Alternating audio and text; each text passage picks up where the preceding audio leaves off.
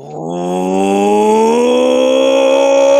a rush! Ladies and gentlemen, boys and girls, children of all ages, we welcome you to the Such Good Shoot podcast for today, 422. Why 422? So you can smoke 2 blunts instead of however many you want tonight. I'm El Dozo. Down there, we have our special guest tonight, DDJ, a.k.a. the Blue Blazer. Down over there, we have the Secret Racer M, or I think that's how it was. Racer X, was it? Or Speed Racer. It looks like you have the M on your helmet. It's been a while. And over there, as always, we have a giant cock.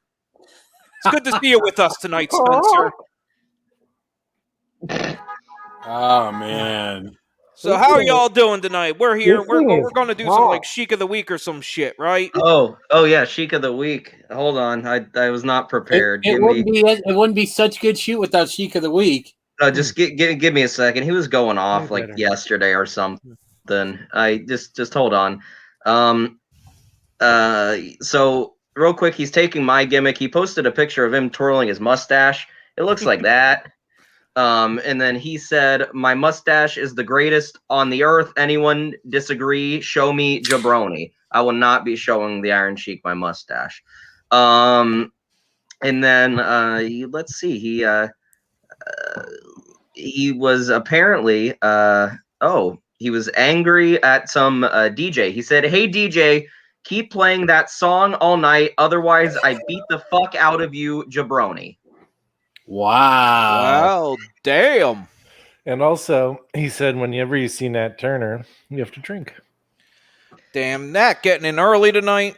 Well, I guess I got to go with the mask. So we got some tequila tonight. Ooh, Dude, this is going to be hard to drink beer out of. This sucks. Jovan Try doing what I'm doing and eating leftover ice cream cake. It's okay. Jovan's offended. We've done our job. First person offended tonight. Hell yeah, we did it. We've only been going a couple of minutes, so we're on a good start.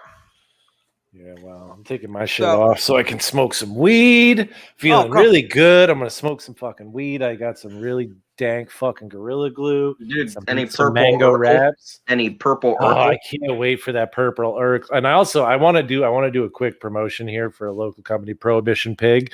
New thing, they got swine coolers. It's hard seltzer. It's a watermelon. It actually tastes like real watermelon. Danny. But goddamn, yeah. So swine coolers, great name. Anyway, yeah, it was DDJ's birthday, so he's 27 now. Happy 27th birthday, Dennis.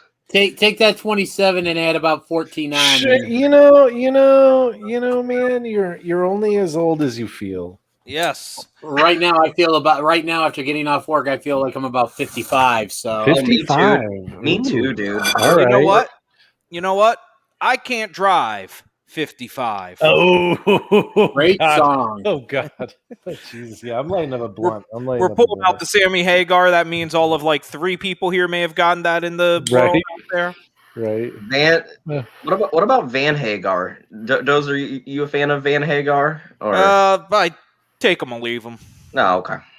Is that like Eddie's cousin or something? No. That was when Van. That's when Sammy Hagar took over Van Halen. When yeah. Oh, got him. Oh God. Well, yeah. I have a question. Do. Oh, thank you. Have you watched They Live, Shane? No, I have not watched They Live. All right. Cool. I have not done that. Right. So on to the next thing. I want to bring something up to DDJ and just hear what he thinks. This is something kind of fantasy booking real quick that Isaac and me and Dozer talked about last night.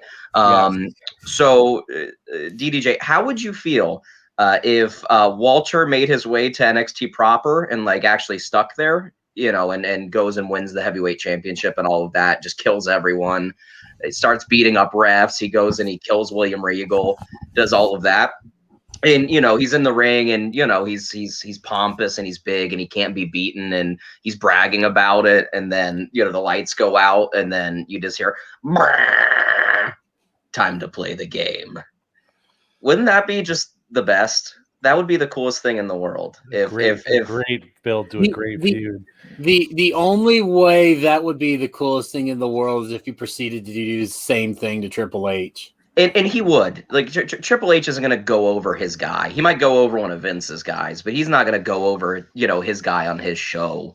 I don't know. I think it'd be really cool. I think it would be I wouldn't mind it, but yeah, it's just the only way that it would work is if Walter went over, because if Walter tears through the entire NXT roster and then only to get beat by Triple H, what did that really accomplish? Well, no, we can't have that happen. We're fantasy booking here.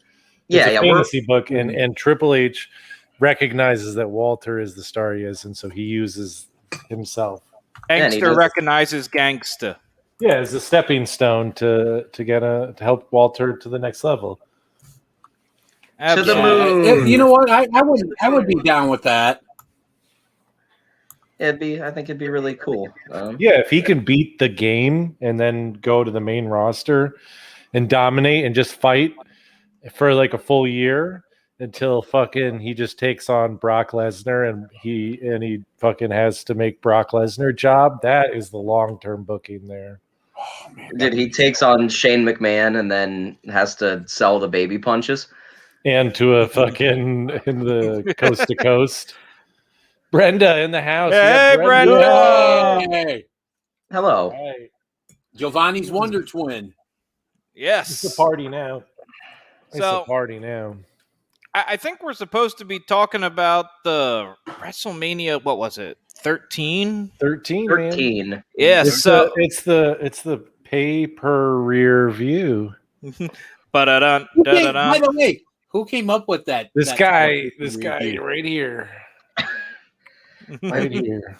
DDJ, when did you get to Vermont? Wait, and you're right there? And you're Dude, right there? got 2 DDJs. I'm all over. I'm all over. By the way, guys, still got a few hours to save 15% on that great What Do You Say with DDJ shirt, not to mention the Such Good Shoot podcast shirt, the Junkyard shirt, all the Pro Wrestling junk by going to ProWrestlingTees.com and using the code EarthDay21. That is a professional shill right there. Yeah, He is a professional shill. Have you not being an adult? Have you not listened to Junkyard? That's like all we do there is we shill stuff. Yeah, DDJ is a man with a microphone in his hand and questions on his mind. Ooh. Paid attention to that intro. I love it. I know you listen to that show. Who did that? Was that you? Was that you having to do all that, or did you have someone else? I wish I had a voice like that. No. So the guy who did the voiceover for my intro is a very good friend of mine. He is the owner / promoter of Chicagoland Championship Wrestling, based out of Michigan City, Indiana. His name is John Bullard. He's been a guest on my show twice, and a little bit of a sneak peek. He will actually be appearing on next week's episode of What Do You Say with DDJ, where we discuss WrestleMania and get his take on it from the booking / creative perspective. Ooh, very cool.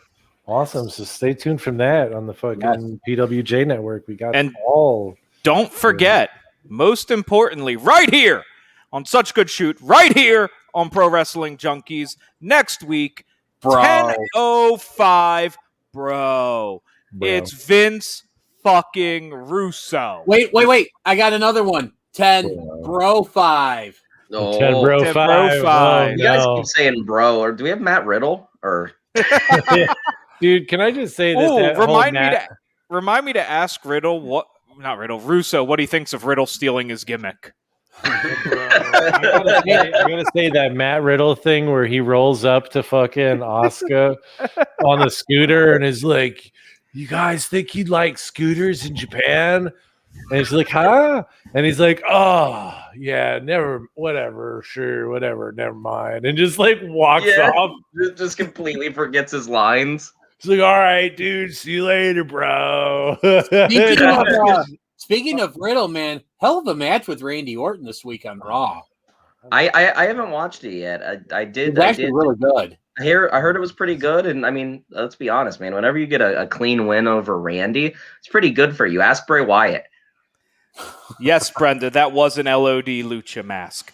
And to answer Jovan's question, has I plugged our show yet? Not yet, but just to tune in, just to let you guys know, tomorrow night, Giovanni, Spencer, and I will be going live after SmackDown to give our predictions for the big Rebellion pay-per-view coming up this Sunday. That's enough of your shilling stuff. All Hey, right. I was going to do some shilling here for somebody who's not a sponsor, but dear God, I want them to be a sponsor. Brenda, that was not even just an LOD Lucha mask. No. That was an LOD Zubaz Lucha mask. Oh, and you know what? I dropped way too much money on Zubaz in the past month. So, yeah, You please, definitely Zubaz. did. Zubaz, I'm bringing you the gotta Zubaz fucking- back. Yeah, You're for the love bringing of Zubaz back. love of yes. God, You got sponsor some- you got some Dozer. He's love about to for your foreclose his Cameron house for Grimes more hat, Zubaz. I now own 2 pairs of Zubaz, a Zubaz mask. I bought the wife some Zubaz. I don't think she'll be too happy about that. I own some Zubaz shorts. I own a Zubaz mask. Sponsor me, Zubaz. I'm bringing them back. Fat guys need to love the Zubaz. I mean, everyone Zubaz. everyone made a bunch of fun of me like a year and a half ago when I got really high at night and I ordered $100 worth of beef jerky and no one should make fun of you. Well, for yeah, that. that's like Hold half on. a pound of beef jerky. Hold on, everyone- everybody. Everyone was making This is a fun of public me. service announcement. If your friends are buying like $50 to $100 worth of beef jerky, they're doing fine. They're not on drugs or anything because they have money to spend on beef jerky. Leave them the fuck alone, and maybe they'll share. If you're nice to them, they'll share with you. So don't be stupid. Let your friends buy jerky. Meanwhile, Dozer does 3 shots worth of tequila and buys $500 worth of Zubas, and everyone is acting like it's fine.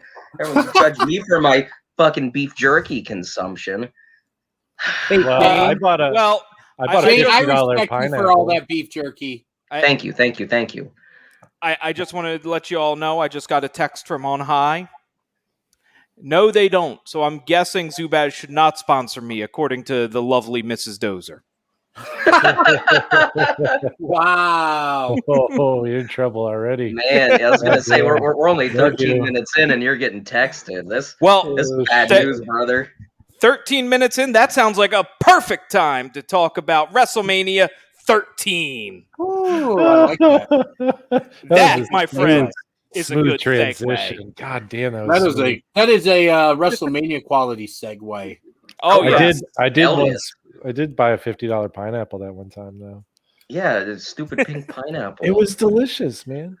So WrestleMania 13. The reason why we have DDJ here today, DDJ, why are you here today? Besides Dozer just being hammered on your show and just inviting you on, but like, why did he invite you? And besides you breaking the record for the most, the biggest number of fucks in an interview that I did on my show, it's fucking epic, dude. Wasn't it? It was legendary, dude. It's like that meme. Like when I'm an old man, my kids be like, "But Dad, tell us, what did you do?" It's like I swore the most on fucking What Do You Say with DDJ more than any other guest, and the kid's gonna be like, "Fucking legend."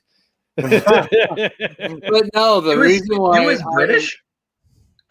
Listen, he's gonna be so fucking impressed, dude. He's gonna get like pomp and fucking circumstance and be like, "Fucking legend, innit?" So, DDJ, why am I on this show? Well, it is because I was actually at that show live. He was 4, but he was there. Wow, you were okay. Do You you remember it? He was older than 4. I was not It was 1990 WrestleMania 13. He was 6. That's a little bit closer. More like I was actually 16. I was just shy of my 17th birthday. Dude, that must have been so much fun. It was, I mean, this was like kind of when I was really starting to get into wrestling and stuff, and I remember like I'd only been to one WWF show prior to WrestleMania 13, and that was like back in 1991, a few months after I'd gotten into wrestling. And I remember hearing about, WrestleMania was going to be in Chicago, and I talked to my dad and was like, hey, would you, want to go? And, he ended up, I saved up my money for, my ticket. We paid for our tickets. My, one of my cousins, who used to watch wrestling with me all the time, came with us. It was the three of us, and my dad drove and stuff. And yeah, it was just, I got to go there, and it was cool. So I can say I've been to a WrestleMania. May have not been a very good WrestleMania, but I still can say I went. Oh no, it was not a bad one at all. We had a lot of fun. What was the crowd experience like? Like what was the vibe? I need to ask. It was in Chi-Town. How many CM Punk chants were there? Oh, look at you! I don't even think CM Punk had started wrestling. He might have still been in high school at the time. I know. CM Punk might have been there. He very well could have been. But no. Anytime you go, and I mean, obviously it's WrestleMania, so being in the crowd for that's something really special. But I mean, really, anytime you go to a live wrestling show, and I know you've all been, so you can just attest how there really is nothing like going to a show live. No. Yeah, no, it's so much fun. And especially if you get to see WrestleMania in a stadium and you can be all the way up at the top and can't see shit. Oh, it's the best. And then almost get lit on fire, dude. What a good experience. Oh, yeah. Wait, you almost got lit on fire? The section next to me at WrestleMania 24 is the one the pyro fell into. Oh. Yeah, I've never been to a WrestleMania. I've been to 2 pay-per-views. Wait, 2? I've been to 3. I went to Hell in a Cell. I mean, not Hell in a Cell. It was a Bad Blood 04 with Shawn Michaels versus Triple H in like the 48-minute Hell in a Cell match.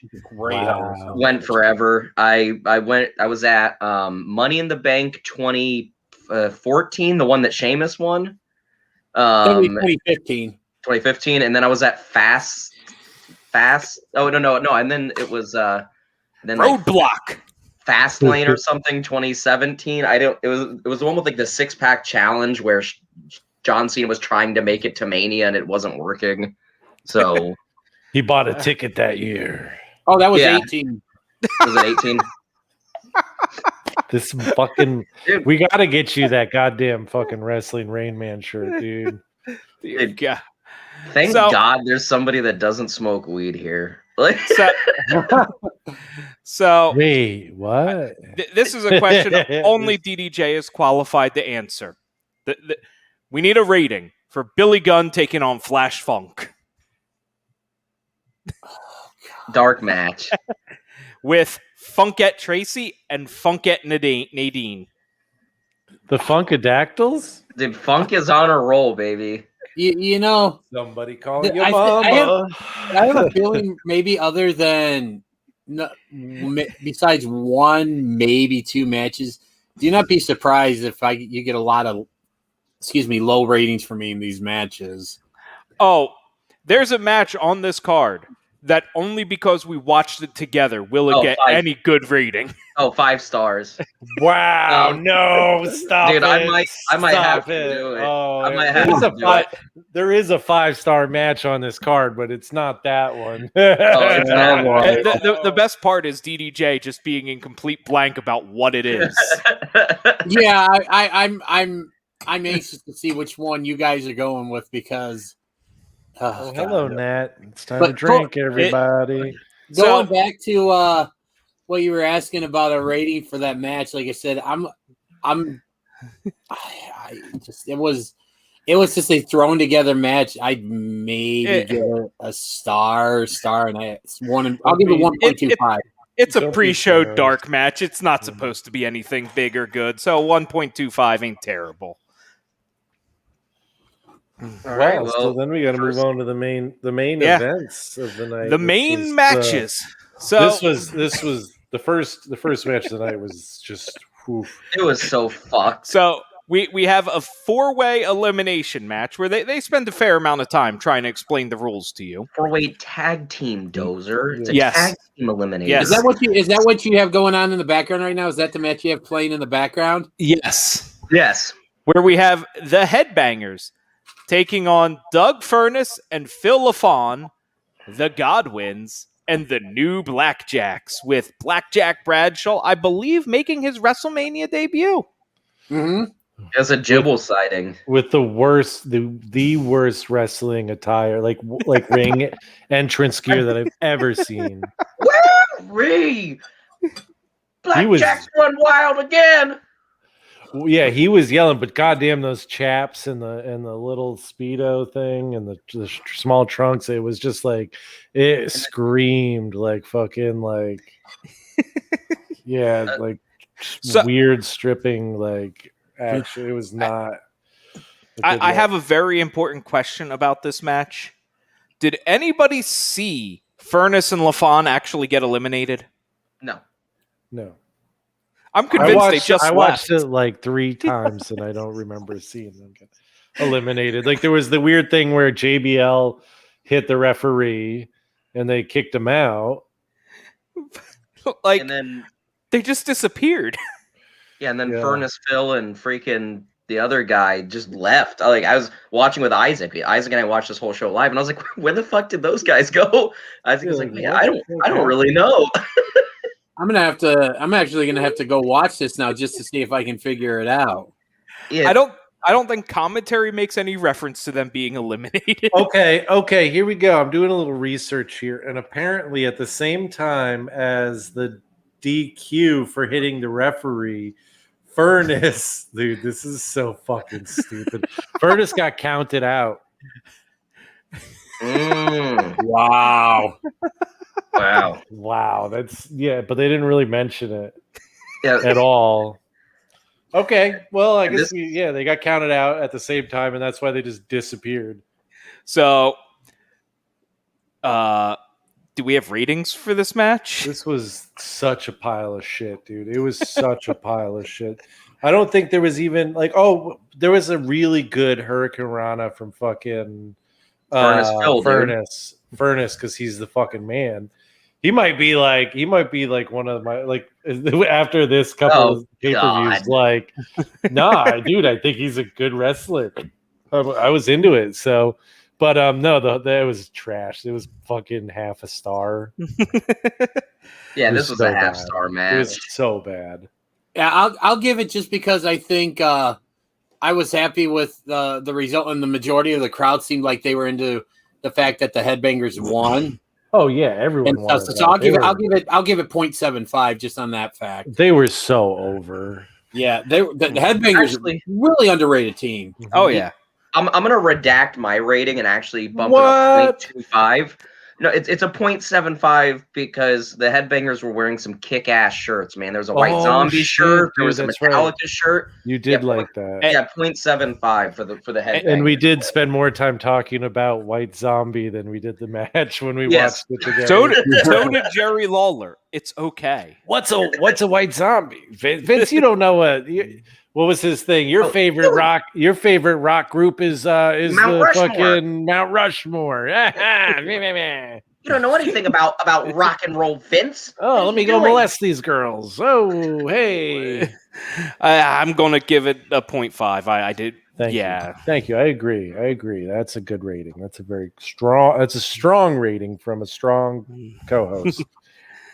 That brings us to Rocky Maivia taking on the Sultan in full COVID protocol. So, I have a question for DDJ here. Can you explain to me why the Sultan needed both the Iron Sheik and Bob Backlund? Yeah, and how that happened? Yeah, for what reason? You have any idea? I wish I did because it, made no sense. I mean, the one thing I always remember about this partnership was just being shocked because, you think back to, 1983 or whatever it was when the Sheik made, when the Sheik beat Backlund for the title, and stuff. So, I mean, maybe it was just they had nothing for these two. So like, let's just throw them together and give them, let's give him the guy who would go on to become Rikishi. So quick bit of fun trivia here, and I told Isaac this last night. So Isaac, you're not allowed to answer. Anybody who's watching, or Dozer or DDJ, does anyone know who the Sultan gimmick was actually supposed to be for originally? Because it wasn't Big Quiche. Yes, was it Tiger I Ali do. Singh? What would you say, DDJ? Tiger Ali Singh. That's a really good guess, but it's a very wrong guess. Okay, we're gonna leave that question hanging for now. I get my guess here. All right, you get your guess. Here, hold on. We're gonna let him use his Wikipedia. No, because I have no idea. I'm going to say Savio Vega. Oh, you got me so close. I almost shit my pants, dude. I thought he was gonna get it for a second at that beginning. I was like, oh no. Wait. So I'm not going to give it away, but was it another member of a certain faction that was not named yet? No, it was a guy who hung out in a bingo hall a bunch around that time. But he did, yeah. Okay. He didn't really. Was it Sabu? It was Sabu. Because Sabu had wrestled a couple dark matches for Vince in like the months or weeks leading up to like whenever, and then he went and Vince was like, yeah, we have this deal for you and like you're gonna make this much, but like this is gonna be your gimmick. And Sabu like read it all over and was like, no. See, I'm good. Wise choice. Yeah, he was like, I'm just gonna go make less money but just be Sabu. Then Vince was like, oh, okay. All right. So, dealing with the lag in this, I am actually going to say Brenda got it before we said it. Yeah, I bet she did. Because dealing with the lag in the show and the comments, I will say she got it before we said it. So, yes. I'm giving it to Brenda. Congratulations, you win a crisp high five next time one of us sees you. Which you won a year's supply of Dinty Moore beef stew. Shut up, dude. I would fuck somebody up for some beef stew. Hold on. I know just the prize. We're going back to Double Dare. A Zenith TV. I thought you were gonna say she won a trip to space camp. Yo, space camp. Okay, true story. My brother went to space camp when he was a kid, and my brother was like a super nerd, and they got that shit like where you have to run in the centrifugal fucking thing. And like if you like do it right, you can like run pretty much around. Dude, they had like a video of him and he failed so hard. Like he just couldn't even run. Is there any way you can find this? Yeah, dude, there might somewhere be a tape at my dad's house from like, because they sent home like a tape from space camp and it was like all them doing their shit. And then they like get in the rocket and they're like, oh, get ready for blast off. And they do the countdown and they all fucking flip their switches and then they do the fake fucking launch and they're all, oh man. And and while he was there, I went to a baseball game with my uncle and my cousins. And we watched the A's and the beat up of the Yankees. I think you got the better prize. Dude, I got to see Canseco and Henderson. I think they hit like Mark 4 McGwire. home runs that game. Oh, dude, yeah, it was the Bash Brothers era. I think it was like 92 maybe that or 91 or 92. So it was like the A's were still pretty good around that time. Oh yeah, they were still like they weren't as good as like the late 80s like right. But it was still a good team, yeah. And thank you for coming to such good baseball. Your brother went to space camp and you became a space cadet, dude. Dude, you know? I am right here with both feet firmly on Jupiter, bro. I thought you were going to say you had both feet firmly on Uranus. Oh no, I got something else up on around. What was the next match? Did we rank this one? What's going on? We haven't even talked about it. DJ, what you think about Rocky Maivia versus the Sultan? Being in the crowd, this is like really when I think like the Rocky Sucks chant started. So I can honestly say I was there for the birth of the Rocky Sucks chants.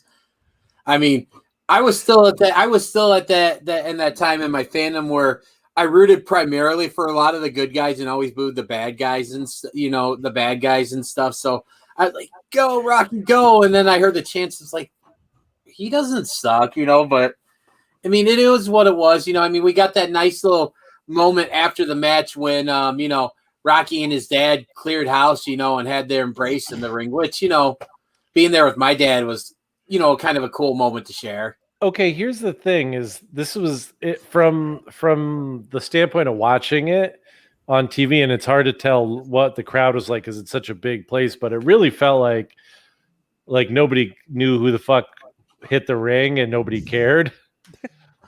I mean, it seemed like a really tepid response, and like I get it. It's like I was like, who the fuck is this? But like at least I had commentators to be like, that's Rocky Johnson. That's Rocky Johnson.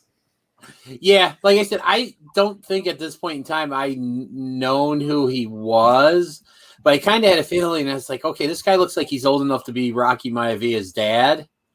Yeah. So Also, those baby punches, dude. Those punches he threw made Shane McMahon look like an MMA fighter. Like, absolutely. But the match itself was fine. I enjoyed it. There was some good shit. I think it was super smart, obviously, to have The Rock's first WrestleMania match be against a member of his family, and you could tell like they had solid chemistry. The Sultan was throwing those Rikishi thrust kicks that he shouldn't be able to do. At one point, Rocky hits the Sultan with a fucking mean belly to belly, mean belly to belly. He gets too much on a crossbody.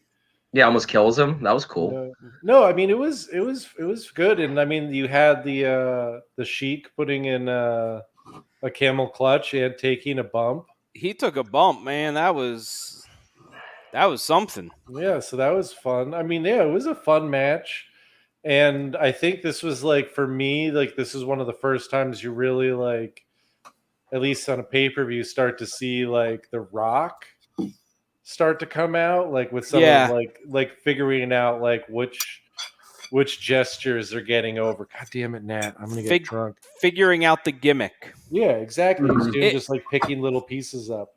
So, tangent. I've watched the first episode of Young Rock. Oh, really? Yeah, it's a pretty good show. It doesn't go in sequential order. It kind of hops around all the place. But I will say they got some really close-looking actors to play the wrestlers. Nice. Right.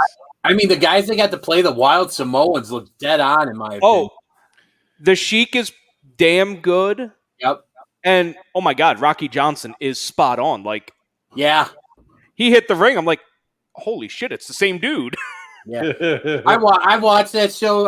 I really like it as well, too. I'm all caught up and everything. I usually watch it on Peacock. The next day after it airs live on TV and stuff, just when I have some time around the house and stuff. But it's a really fun show. Yeah, I enjoy it. The one episode I watched. But I think we've dilly-dallied enough around this. And speaking of cock, Spencer still has not sent me a picture. So. No. So that's the end of that segment. Still waiting. Do we want to rate this match? Yeah. This match was two stars for me. It was good. It was effective. It wasn't anything groundbreaking, but like it was really nice to see like the start of something cool. The most electrifying man in all of entertainment. And he was always a great seller. Yeah. I'm going to go with Isaac. I'm going to give it 2 stars as well too. I mean, this was a good match. Nothing spectacular, but nothing really bad. But again, being in the crowd with my dad, God rest his soul, and seeing the Rock have his father-son moment at WrestleMania with his dad. Again, it was a cool thing to share with my dad. That's awesome, man. That's good shit. That is such good shoot, dude. For real, though. Dose. 2 for me as well. Oh shit! Man. That is a 4-way consensus. Isaac is getting shit-faced tonight. Oh, he would have gotten shit-faced anyway, so. Yep, but it's only 30 minutes in. That brings us to our next banger, where we have Hunter Hurst Helmsley with China. Speaking of banger, I just want to shout out the nurse. Taking on Goldust and Marlena.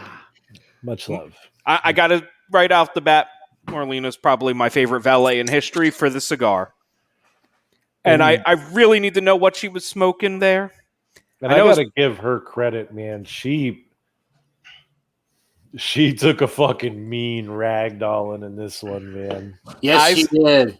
Isaac, Brenda wants to know what's in the cup. Well, it was the swine cooler, but I already finished that. Now, here's a little fact that you might not know. This is labeled as 5%. It's more like 7%, but when you're labeling things like this, you can have a plus or minus of 10%. Did you know that legally? So if your beer is fucking 15% and you label it as 6%, you're good legally. So Wow, I've I got never this. knew Man, that. what the fuck? I got swine cooler in me. It might just be a microbrew thing, but yeah, now I just cracked the 8% PBR lime seltzer. So. And okay, Jesus. So So no, I don't drink coffee. Sorry. Hunter Hearst Helmsley versus Goldust. I don't think that this match was as good as the one that they had at whatever the first pay-per-view we reviewed was. I think that was Rumble? It was it the either the Rumble? Rumble. It was either the Rumble or the Fatal or the Final Four or It something. was definitely Final Four. Yeah. Yeah, but I mean, this match was fine. I mean, you had two, had a really young Triple H who was still kind of like working out his move set, so he's still doing some kind of funky, cool shit that you wouldn't ever see the game, do. You had a very young and very large Goldust who was always underrated in ring, always, always, always. And yeah, I mean, they just went out and they put on just a solid match. I think the most memorable thing was, like Isaac said, Marlena just getting fucking yoked by China at the It was end. I so mean, she good. is just getting. She was a trooper for that because that again, man, It looked like hell. It did. I'm sitting there watching it and I'm just thinking, oh my god, It was so good. Yeah, and I mean the crowd really seemed like they reacted to that as well too, because here she's getting, like you said, ragdolled. I mean, basically almost looked like at some point she slipped underneath the ring and they pulled out like a mannequin or something. The way that she was, It was awesome. Yeah, it was so good, flopping around and stuff. I mean, that looked like that hurt. So. Yeah, and I think the way Goldust sold it afterwards was really important to his character at the time as well. To drop like the overly sexual weirdo-ness and then just like care about this person on like a very human level. I think that was important to like the grand scope of his character as well. And I think at this point in time, weren't they acknowledging on TV that they were indeed married in real life? I can't remember if they had gotten to that point yet. I think it was right before. This was right before they really jumped into that, but I could be wrong. I knew it was somewhere around this time. I mean, regardless, it was very clear after the match that they were more than just like manager, and you know what I mean. This was more than a business partnership. I think this was the start of that. I think this was like them really starting to get into that, because it wasn't long after that they started getting into him being like, "Oh, this is Dustin," and like right off of that. But I think he was still very much Goldust at that point. But I could be wrong. This match was another 2. Yeah. Fuck. I'm gonna actually go up a little bit. I'm gonna give it 2 1/4. So not a 4-way agreement, a 3-way agreement. Which Dude, 3-ways are plenty good. I don't want to hear about 3-ways and 4-ways ever again, dude. Is that Yeah. Oh, damn. Yeah, it really takes all the fun out of the sex stuff, doesn't it? Be like, hey, you want to? Hey, Shane, I can't. You want to have a 4-way, and you're like, never again. No, I don't ever want to hear that again. You'd be like, wait a minute, what did I just turn down? Da-na-na. No segment there, just. Man, we're gonna have to hit Isaac with here in about 5 weeks. So I'm ready, man. I'm ready. That brings us to our tag team championship match tonight, where we have Owen Hart and the British Bulldog taking on Mankind and Vader with Paul Bear. This shit slapped. It was so good, and it was such a shit ending, but it was such a fun match. Vader just getting to that point where he gets pissed off and rips his mask off. Oh, it was so such a good. Even he couldn't stand the smell of the mask anymore. Was there ever any official explanation or anything as to why Vader and Mankind were put together as a tag team? They both had ugly masks. It had something to do with the storyline about him building a stable against Undertaker that they just never did anything with. Yeah. Well, it ended up being like they thought of Kane shortly after. God damn, Nat, you really. Isaac, how about you just not? Oh, how about you just put it down? Here he goes. I am putting this out there. At the end of the year show, this is going to be on Aaron's top 3 episodes. Wait, I just want to know, is Isaac somehow secretly summoning Nat up there just so he has an excuse to drink? No. Here's the thing. I know the secrets. There are secrets. I don't feed Nat until after the show, and so he gets very like, "Hey, dude, I want some dinner." But Nat's a fat bastard, so he's not starving. He's good. So also, if you've ever had a cat, you know you can't summon him. Now that you called him a fat bastard, are you gonna train him to say, "Get in my belly"? What do you think? Oh man, he is prominent right now. Yeah, Aaron's gonna be stoked. Aaron's gonna be so stoked. Very excited. But yeah, the match. This was some good shit, man. I mean, but look at the 4 dudes in the match, and like, how is it bad? It cannot be that bad, unless it's just overbooked. You know what I mean? Mm-hmm. You had Foley taking his dumb ass stupid bumps because he's trying to kill himself, so that way people will be happy. You had Vader being just a powerhouse, way too agile, especially for this time period, just beating the shit out of people. You had the British Bulldog being that generation Cesaro, and then you had Owen Hart being Owen Hart. Man, at one point he hits like a shotgun drop kick on Vader, and they don't call it that because that was not a move back then, but that's what it was, because it is just a fucking Yakuza drop kick. It is crazy. Mm-hmm. Very fun. Very fun.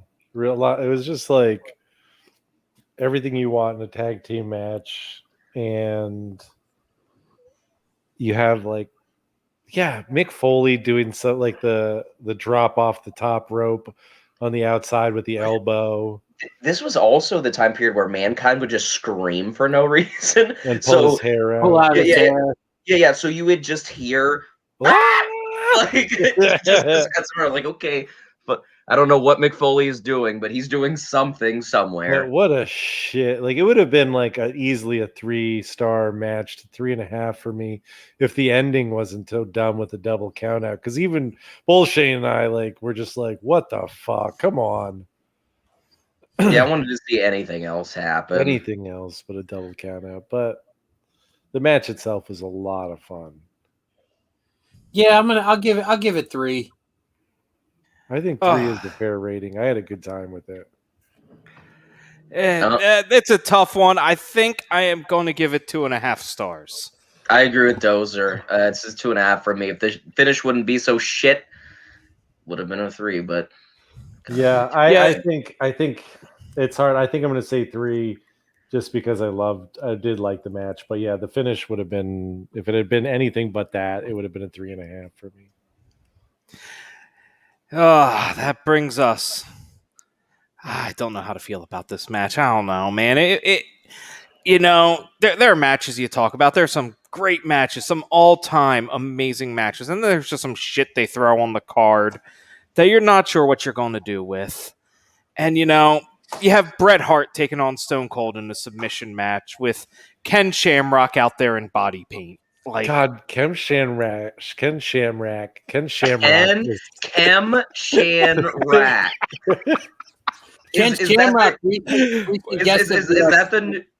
that the newest kaiju in the Godzilla movie, dude? Oh my God, it's Ken Shamrock. Well, look, in that body paint, he definitely had a rack. Like I said, that dude at that time had the same shit as the Brock Lesnar having a fucking dick on his chest, dude. Like you're not gonna say anything to him. I was just gonna say he looked good, dude. He looked real sexy. He looked yoked. It was fucking distracting. It was, but I gotta say, like this match, and I feel like I've been talking about it for like a month now. This match lived up to like it's actually on my TV right now. I'm watching it right now. That's Brett and him just going at it. You got better. I got Gold Dust popping a squat in the ring like PJ Poloco. I really oh, that's a good one. That's a good one. That's a good deep cut. I just love this match. Like I think the only complaint I have about this match, honestly, is just that they didn't have cameras to capture what was going on when they really fought up the stairs into the crowd. But that one bump was so wasted. The Stone Cold back body drop on the downward slant of the stairs, dude. Would have been great to see, but I'm sure that part of the crowd was like so stoked. And oh man, you know, like all I know is that like it didn't matter because like those two guys are so good at what they do. Shamrock killed it as the special ref. He was so good. Huge shout out to Ken Shamrock. Like I that's all I was talking about. Legitimately maybe the best special guest referee in the history of professional. I mean, he was in the crowd, he was holding people back. He was Johnny on the spot the entire time. But the reffing for this match should earn him a spot in the WWE Hall of Fame. Yeah, I mean, not just the fucking Impact Hall of Fame. Nobody gives a goddamn shit about the Impact Hall of Fame. Ken Shamrock is amazing. But yeah, like Stone Cold when he got that color, whether it was a blade job or the hard way, we talked about that. You saw when the blade happened. What do you think, DDJ? What a stupid place to blame.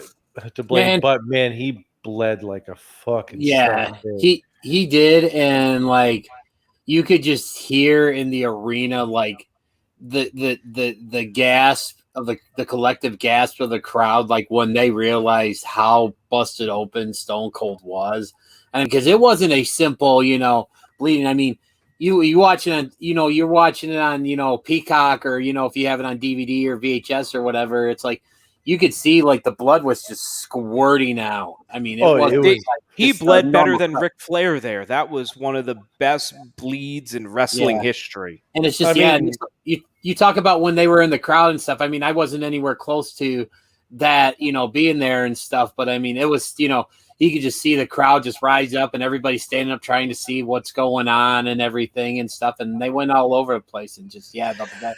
And then here's a little funny story. So remember the shot when they cut to, and I don't know, I think this may have been one of Bret Hart's kids that was in attendance, when they cut to the shot of the kid crying. Yes. Oh, his daughter, and she's like covering her face. She's covering her eyes, and like I know there was a good part of the crowd that was like, oh, and then there was a good part of the crowd that was actually laughing at that. Classic. And I think that was kind of significant, because again, the whole story of this match was, the impending double turn, and which was the best executed ever. I mean, it was so flawless. Well, then how do you not come out of that being like, God damn, look at Stone Cold, this tough son of a bitch. Yeah. And hating Brett. The commentary team even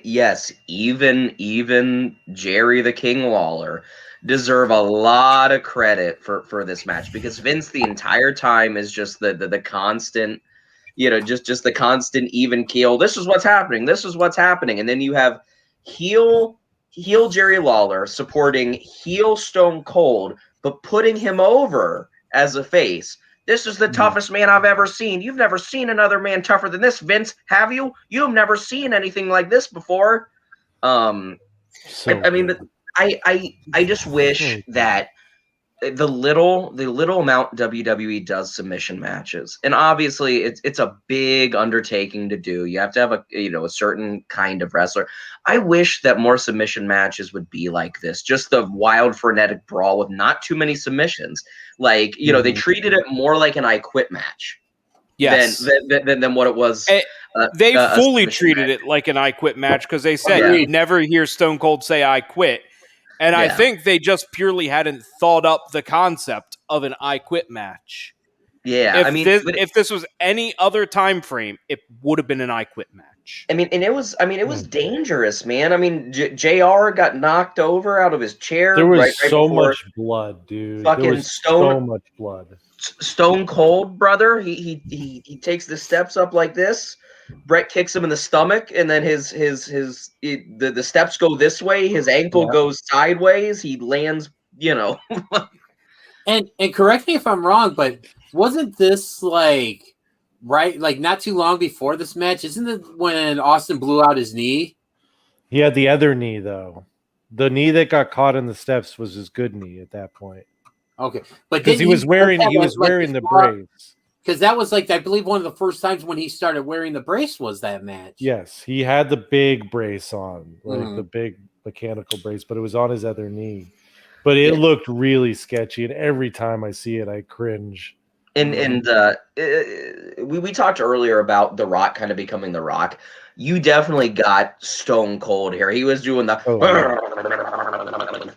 what? No, what? He wasn't whatting. But yeah, I mean, this match really is one of the best professional wrestling matches of all time. I mean, it's perfect in nearly every way, in every facet. You know what I mean? The commentary was great. The wrestling was great. The psychology was great. The story was great. Everything across the board is really just as good as you can get. And Stone Cold and also the crowd. The crowd was such. Everyone was into it. Everyone, being into it and stuff, and like I said, being there, and I admit, when I came, this was the match that really solidified my. I mean, I liked Stone Cold before because I was a huge fan of his run in WCW and that stuff. But this is kind of all right, this is a guy I can get behind, and I went from cheering Bret Hart to at the beginning of this match. I was converted during this match. Mm-hmm. Yeah, so the double turn worked. The double turn worked in real time. So well. Absolutely. And the other thing about it is this is one of those matches where everyone involved, every single person involved, from Stone Cold to Bret to Shamrock, none of them made a single mistake. They executed everything perfectly. Psychology wise, everything they did was flawless. Like I said, the only complaint was that they didn't have enough camera angles for the one time in the very beginning of the crowd, but they got the crowd so hot and so into the match by doing that. It made perfect sense. And then by the end of this, just the blood, the pool of blood in the ring. This match was the epitome of looking stronger in defeat. Mm-hmm. Yep. Oh yes, this is New Japan booking. Yeah, this was chef's kiss. This is 5 stars for me all the way. This is one of the best things that we've ever reviewed. Somehow it's not my favorite match of the pay-per-view, but it's getting 5 stars. It's going to be the highest rated match of the pay-per-view. 5 stars. It deserves it. It deserves it. And up until give me another close-up of Marlena. Up until I went to AEW Revolution and saw Kenny Omega and Hangman Page wrestle the Young Bucks. This match here between Bret and Austin was the best match I'd ever actually seen live. Come on. Oh, that hurts. Don't get old man Isaac going. He doesn't like anything AEW because it's labeled AEW. No, it's not that. I gave AEW a fair shot, man. I watched 2 months of that shit. No, you watched the pay-per-views. You did not give Dynamite a fair shot. I watched Dynamite. I did watch Dynamite. I bought fucking YouTube TV just so I could watch that shit, dude. And now I canceled it because AEW sucks balls, but it's really not that bad at all. Goddamn, I'm not a fan of Omega and the Bucks. But anyway, this match was 5 stars. We all think so, and I don't think we're alone in that sentiment. And one thing too that we also got to call the aftermath. After of the match, when Bret wouldn't let go of the sharpshooter, Shamrock just waistlocked and threw him down. That's what I wanted to talk about, man. Good. And it was the funniest thing in the world because you could tell that Bret had nothing to do with it. That was just Ken Shamrock doing his UFC shit and absolutely yeeting him. and you could just see Brett go limp and like, what the fuck? And okay, now I'm on the ground. Like, Yeah. that dude, that was one of my favorite portions of this entire segment, was just seeing Ken Shamrock treat Brett like a little baby. Well, he almost it was like he snapped. Like you could just see it. Like he's like no, and like he just took control, and that was a great moment. And then Stone Cold like getting up, and like the refs are trying to help him, and he stuns the ref, and he crawls out, and he walks out on his own.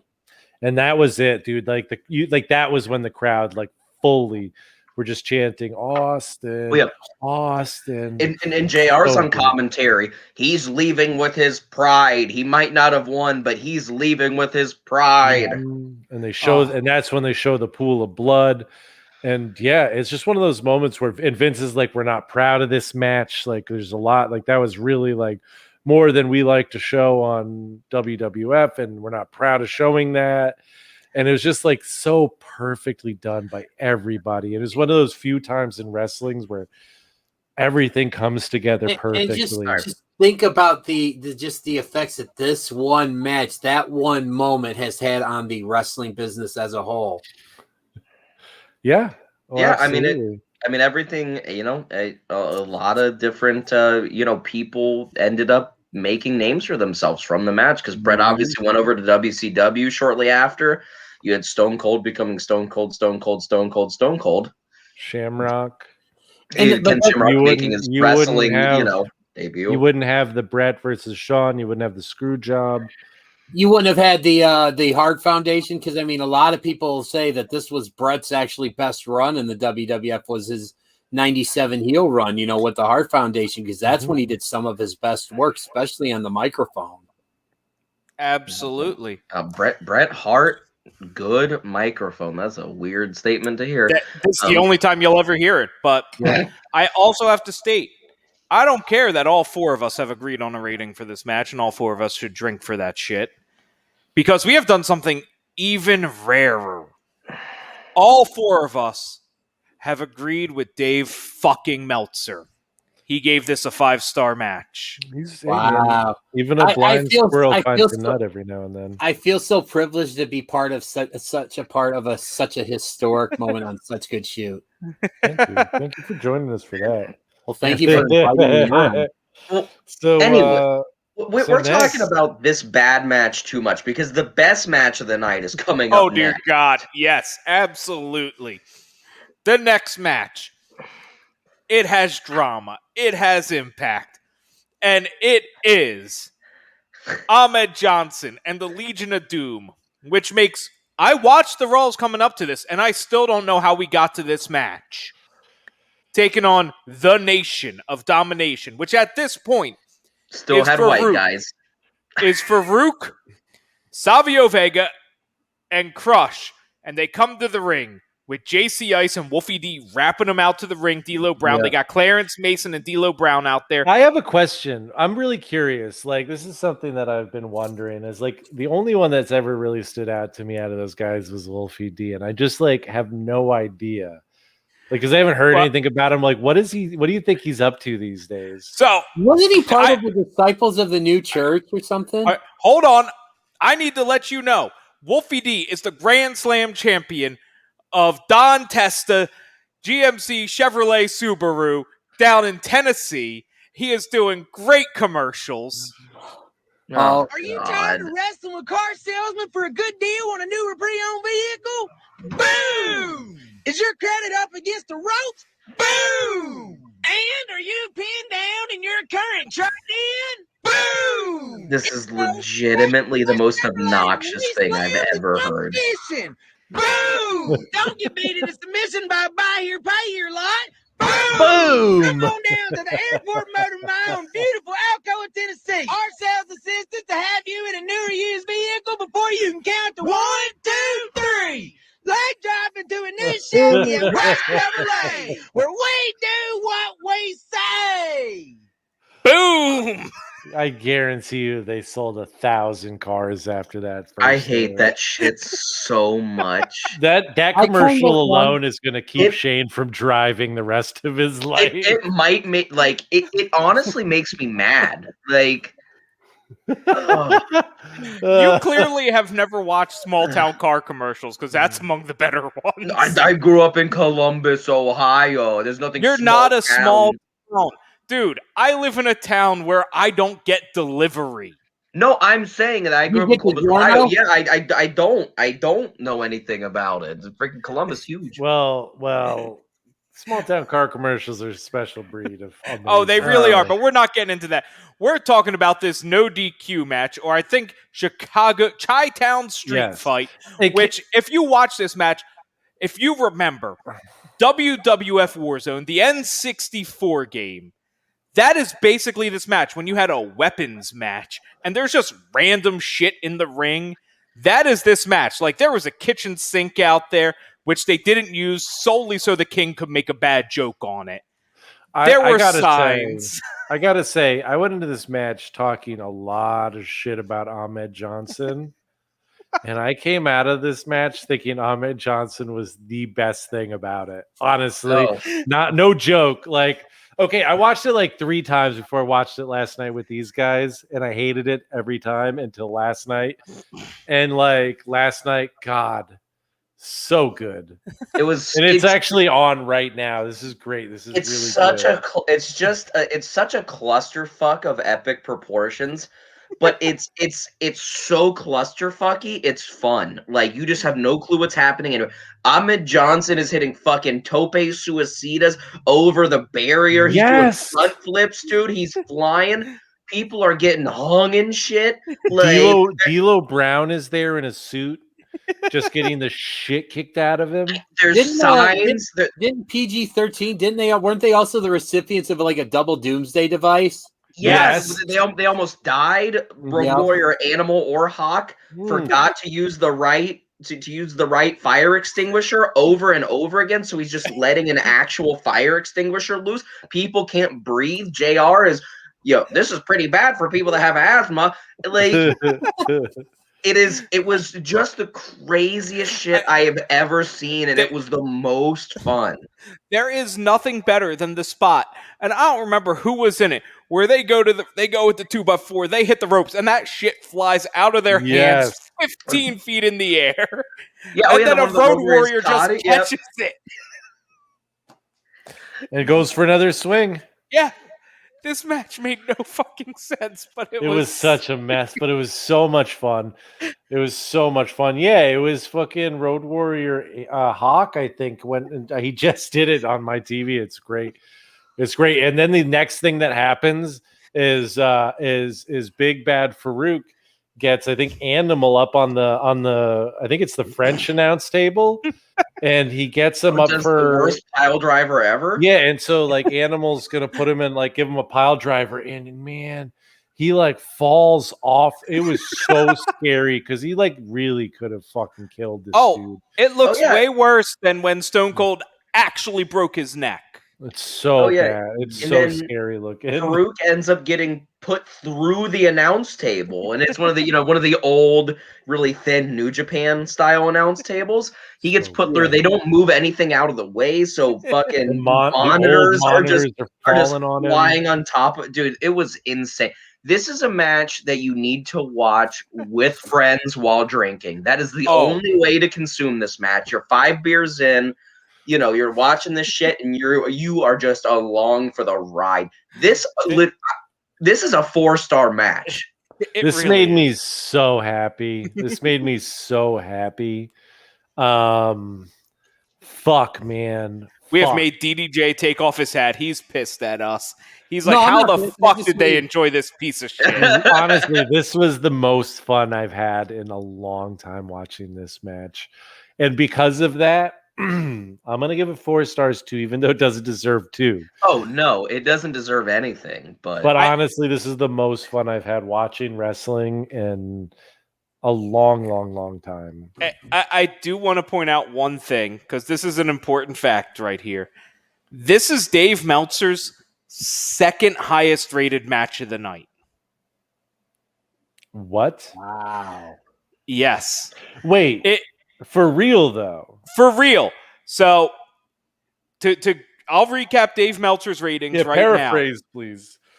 The tag team shit show was a negative 1.5 stars. Rocky and the Sultan was 1.25. Helmsley and Goldust was 2.25. Owen and Bulldog and Vader and Mankind was 2.5. Obviously, Stone Cold and All was 5. This was 3.5 stars, which should tell you we don't have much hope for the main event. Yeah, I was gonna say I'd give this just because, 16-year-old me loved it because they were just hitting everybody with everything and stuff, and it was just chaos, all over the place and stuff. And yeah, I love live. This would have been insane. So much it fun. was. It was just and it's just this is the kind of stuff that makes going to a whether it be Monday Night Raw, a house show, WrestleMania, whatever. Like you have to go because to be part of something like this, just the feel and the vibe. It's just oh my god and. Anything can happen in the World Wrestling Federation, pal. Yeah. Yeah. It was. I would say I'll give it 2.75. No, I'll give it 3. And I think that's a fair rating. But there is no way this match should have been as good as it was. It was such a man. I want to go back and watch it again. So I'm giving it a 4.5, but that is purely because I watched it with these fuckers. And there's something with watching it with other people because we were seeing different shit and calling it out to each other. Yep. Because any camera angle, there were two separate fights going on at any given point because you had the Nation members getting in on the fight. You never knew what was going to happen. It was fucking nuts. And then also too, one of the biggest pops that I heard in that arena during that match was when they brought out the Horizon Stadium parking sign. It was so funny, dude. It was such a big sign, and dude, they fucking beat the shit out of each other with it. They took a nasty corner spot, and then they slapped him in the head with one. It was fun. Yeah. But yeah, and then unfortunately, we had to watch. And normally I don't have a problem with Taker matches, and I don't usually have a problem with Sid matches, but this shit was boring, dude. It was so boring. I don't think we even paid attention to it. It was so boring. We just talked. We had a really good time watching it, but it was like, it wasn't. You can't come down from these other two matches and have this. Yeah. Well, it wasn't a good match by any stretch of the imagination, but the whole thing was that crowd there that night was, I would say, at least 75, maybe 80% pro Taker. And I think a lot of it was because people were waiting for Taker to finally get, another championship reign, because really up until this point in time, he had that 1 week reign, back in 91 when he beat Hogan and then lost the title to Hogan and stuff, so and myself included, I wanted Taker to win because I was like, man, he should be champion. And he got a nice pop coming out to the old school Undertaker, entrance attire. He brought back the overcoat, the gray boots, and the hat and everything, which is really cool. But then you also had this match too. You had Shawn Michaels coming out for commentary because this was originally, I think this match was the main event was originally supposed to be Shawn versus Bret in the rematch. But then you also had, and then Bret Hart actually was kind of like a recurring theme in this match too, because he kept playing Bret Hart. Yeah, and he kept coming out and causing havoc and everything, and it just got to the point where eventually both Sid and Taker were dropping Bret. Yeah, Shawn at this point was just a total schmuck. Isaac told me going into this match, and I'm sure I've seen this match at some point, but I didn't really pay attention. I didn't really pay attention this time. Isaac told me that Shawn wasn't that bad. Shawn took away from this match, for me. He's so unlikable, especially around this time. But the match itself was just a slow, clunky, just big hoss battle that went 21 minutes, and it didn't need to go man. 20. It never ended. Sid never needs to go more than 14 minutes. That should be the cap for a Sid Vicious match. And that's pushing it. They should have taken 10 minutes from this match and gave 10 more minutes to the tag team Chaos and made that shit a 30-minute NXT classic. And speaking of the tag team Chaos, we didn't even mention the fact that they brought out a noose for that match and they put it on multiple black men. Well, I said that people were getting hung. I did say that, yes. Okay. Sorry. But yeah, I would like to say, I don't know who did this, but I have never done Pilates in my life. Well, you weren't DDJ Yoga, so. DDJ. I get it, see? I get it. I get it now. Well, I give this match, fuck, man, 1 star. It was just so boring. Go DDJ Pilates. Thanks, regular Dozer. I'm going to give it a 1.5 stars, and it's just because, again, we got that moment, and actually being there to see the Taker win the title was, pretty cool. Like, so I'm not going to lie, that kind of, influenced the match. And then after the camera started rolling, he actually, was walking back, and then before he went backstage, he kind of stuck, he turned around, he went through the curtain, then he turned around, stuck his head out, and then, held the belt up in the air, and man, the crowd went crazy. And just, I remember being so excited, like, I was so excited for this moment. Like, me and my cousin were talking to the point where we wouldn't shut up, and my dad had to literally tell us to shut up and stuff. Nice. Hey, DDJ, I think we have an interesting point of similarity. I think we were both at the only 2 Manias where Taker won a title. Ooh. Because 24 he won, and 13 he won, but Taker's known for not winning the title much. Didn't he also win the World Heavyweight? Didn't he win the World Heavyweight title at WrestleMania 23 as well? I don't remember. And that's one of my favorite Manias. That's because I think that's when he beat Batista for the championship. Probably. He's got that Tommy Dreamer effect, man. He just he never needed it. It was just never something that was necessary for the character because he was the Undertaker, just like Tommy Dreamer, especially in ECW was Tommy Dreamer. Like they only served to devalue the belt by having it because their characters were so much bigger than what the belt could provide for them. And they were so over. And as expected, DDJ is correct. He did win it at 23. Do we know anyone at 23? Did anyone go to 23? Anyone from Detroit? Any one of the 4 people that's currently watching the show, did you go to WrestleMania? Donald Trump, he was there. Okay, folks, he was there, and it was a magnificent I mean, fight. it was close. We had Yeah, get him out of here. Thank you. Aaron was really close. I don't think she went though. This match was a 1.5 stars because, like DDJ said, the right guy won. They put the belt on the guy that the people wanted. The crowd was super into it, but it was just a slow, sluggish, just nonsense. Like, especially coming off of the last 2 matches. Like, it was just, please let this end now, not later. I'm giving it 1 star with Shawn Michaels. I'm giving him a 4-star punchable face as a recurring segment we have of most punchable faces. In this moment, Shawn Michaels, oh dear God, I wanted to punch his face. Yes, and that most punchable face is brought to you by the Credit Union of Northern Tennessee. Yes. So thank you to the Credit Union of Northern Tennessee for sponsoring our segment. The most punchable face. And so 1 star for how me. did you guys manage to land that sponsorship? Sometimes you know what? The Credit Union of Northern Tennessee really relates with our content.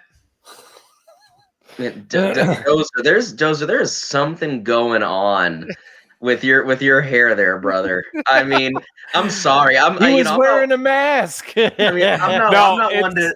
I mean, it's stuck behind. I can't even hit it. Like I said, I'm behind the headset. I'm not one to talk. I mean, my hair's fucked at all times. Isaac DDJ just don't have hair, so they have no clue. My grow hair is so fast. Look, though, just not down here. Because of the ongoing global bastard, I get my haircut maybe every 3 months, but I'm nice and I tip my barber 100% for that. So, No, I haven't. Jay at Roosters in Leesburg, if you're not watching, I love you. He's Yo, not has watching. anybody ever had Roosters before? Like the Buffalo Wild Wings style restaurant? Real quick, sorry, I just heard Roosters. I Very did hungry. actually one time when I went down to visit my my cousin and his daughter down in Louisville with my wife and my son. Yes. He took us. He and I went to pick dinner up from there one time. Oh, it's so my good. son I want fought Rooster. a rooster one time. I want Roosters so bad. Oh, it's so tasty. I'm Sorry, sorry the Rooster won. Weren't you a rooster just earlier Terry on Taylor? too, Isaac? No, I was. You a don't know cock. Vermont if you don't know roosters are just free roaming up there. Terry Taylor? Dude, I saw a big ass fucking turkey fly up over my car the other day. We got to end this. We're done. Goodbye, everybody. This has been such a good shoot. We've been having. Wow, Isaac is having a full-on meltdown. I don't know if I've ever seen that before. Look at him. He's looking for a way. We gotta rate the whole fucking pay-per-view, dude. I don't think have we finished rating this match? Did all four of us rate this shit? Yeah, okay. It was a mix of 1.5s and 1s. Overall pay-per-view rating. I had fun. This was like a 3.5 from me because it has one of the most iconic matches ever. Yeah, I'll go with 3.25 and stuff, and a little bit of does having been there, in person and stuff. Because again, the live experience is just something amazing. Just something about going to a wrestling show live. Yes, I'm going to give it a 3, but I'm going to give it a low 3. This would be a high 3, low 3. Low 3.